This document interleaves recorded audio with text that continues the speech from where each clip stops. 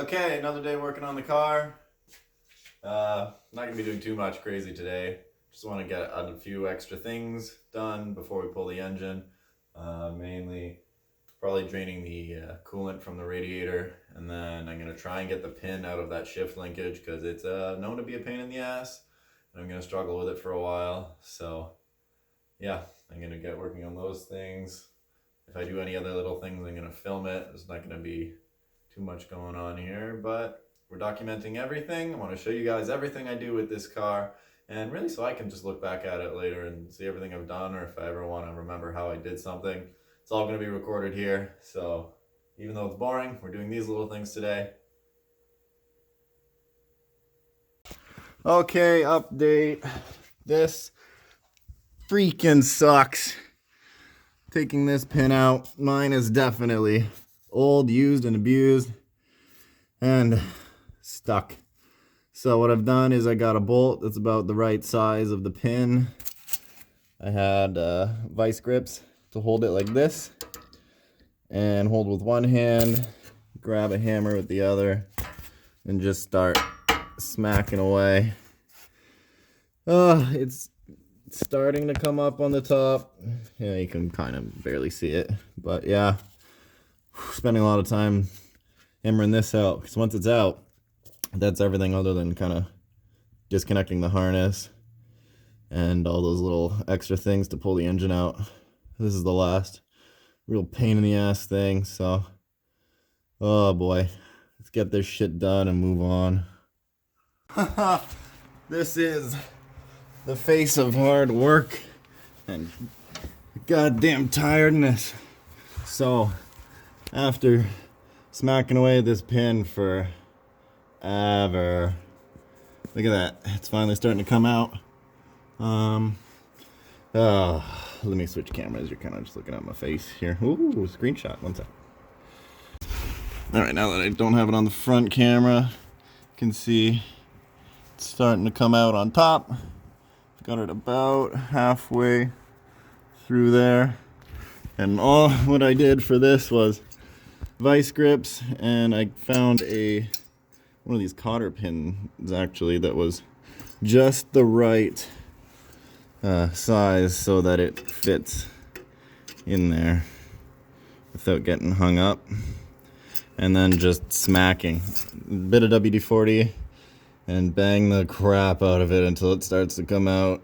Oh man, I'm so tired from hammering under here, but yay, get this out, we can move on to the final engine removal stuff. Woo! All right, so now that we've gotten our beach pin out, this has definitely been reused a few times. I don't know if it's gonna focus on this, but this sucks. Literally just hammered it out. Took forever. Anyway, we're gonna be doing the precision racework, something like that, I think it's called. It's a upgrade for the shifter linkage, so you don't have to deal with that anymore. It's basically just a bolt, a threaded bolt that you can put in and just pop it out super easy, and it should remove more slack in our shift linkage, which we now have all the way out. Probably going to give this a good coat of paint, and this is what's going to be replaced with that adapter.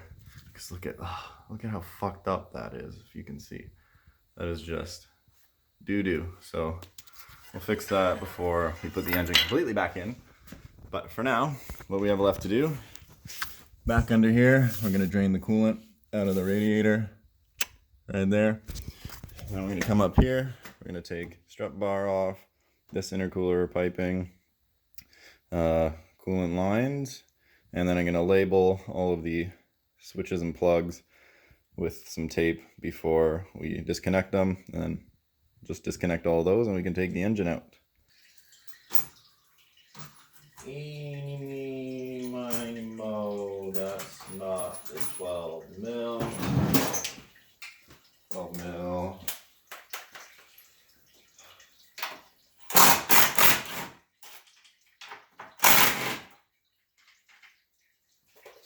Alright, let's get this off. Coolant's currently draining.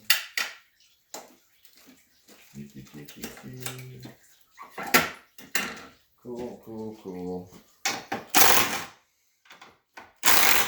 take out the strut bar, take out this intercooler piping, coolant hoses, start labeling. Pretty good in my book. All right, so we're gonna go in here, disconnect the blow-off valve. Where should I pull it from? Probably here. God. Always a pain in the ass. Anyway, so that I've got routed down. Alright. Try to make everything as clean as it can be, even just the way the wires are routed, hoses, try and tuck it away.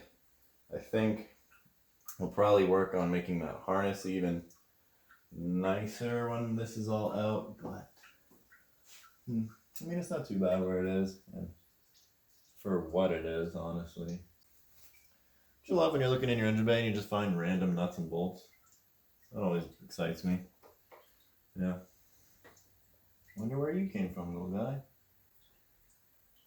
Alright, so that next step is probably gonna go pew and unplug our map sensor. Come on. Pop it off, but don't break it. How do I have that right? Half of me working on my car is just staring at it, thinking of things I could do, what I could do differently, what can be changed. Always coming up with fucking ideas. Alright, now we get that clamp off. Immediately put everything back on the way it came so we don't lose it. Put that out of the way. Pop our strut bar up.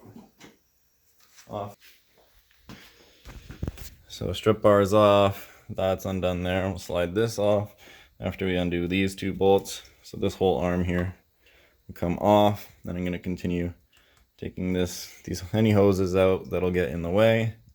This one, looks like just this one, and the two heater core hoses.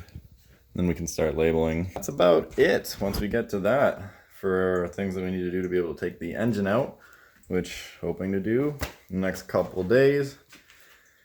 And then once we open the engine, we can confirm that it's good to use, and then we'll order parts, and then we'll just be waiting for parts to come in, and once they're here we can build the engine. Little things like I'm gonna paint areas, I'm gonna clean up, anything I can do without spending money, I'm gonna do that in the meantime. So I'm gonna try and always have something to do here. You'll see it on the channel. All right, so let's get down to these few things and I'll catch back with you.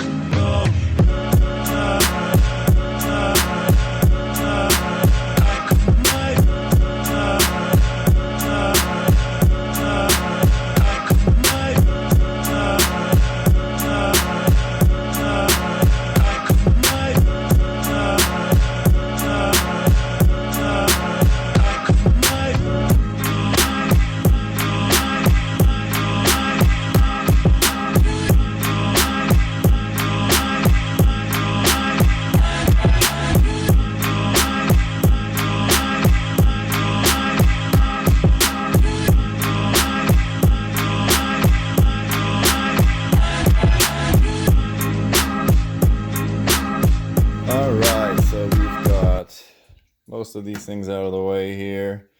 Got all our coolant hoses off, and detached. Obviously, the one that goes to the thermostat and the one behind it peeing a lot of coolant out. So make sure you got a bucket. Just letting that all drain out. We'll give this stuff a nice wipe down once it's no longer dripping. And then, geez, what's next? Any little accessories? So grounds like this are gonna have to come off. And then just detaching all the plugs right after I label them. So next step, label plugs, take them off, detach any remaining grounds, and then the engine's ready to be hooked up, and then you just have to disconnect the engine mounts and Bob's your uncle or whatever. Boom. So there we go. We have pretty much everything disconnected that we need to in order to get this engine out. So let me show you here. We got the main harness removed, pulled out to the side. I labeled everything as well. We also got coolant lines are off, clutch line here, disconnected from the top. I went and unbolted the power steering, so that can just be pulled out to the side when we're ready. Everything here, grounds are off, disconnected.